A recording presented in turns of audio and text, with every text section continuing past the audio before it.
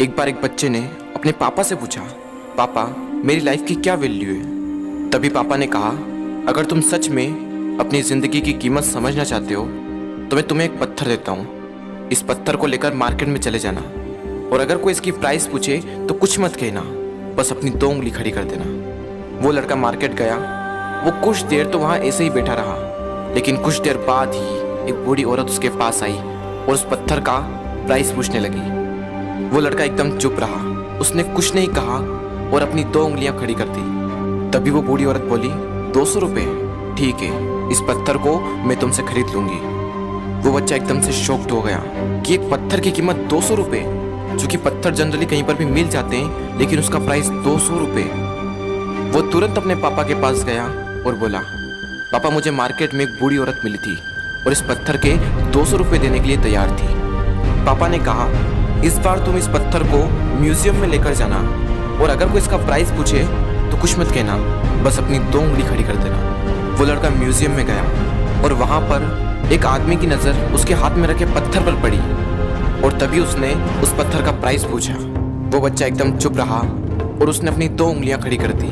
तभी वो आदमी बोला, 20,000 रुपये, ठीक है, मैं तुम्हें इस पत्थर के 20,000 रुपये देने को तैयार हूँ, ये पत्थर तुम मुझे दे दो।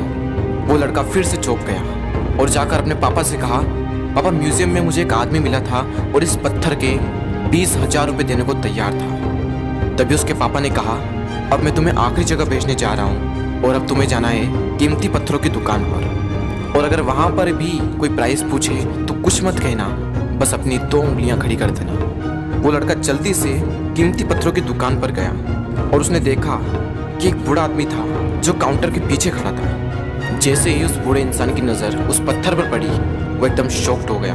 वो काउंटर से बाहर निकला और तुरंत उस बच्चे के हाथ से वो पत्थर छुड़ा लिया और बोला, ओ माय गॉड, इस पत्थर की तलाश में मैंने अपनी पूरी ज़िंदगी गुजार दी।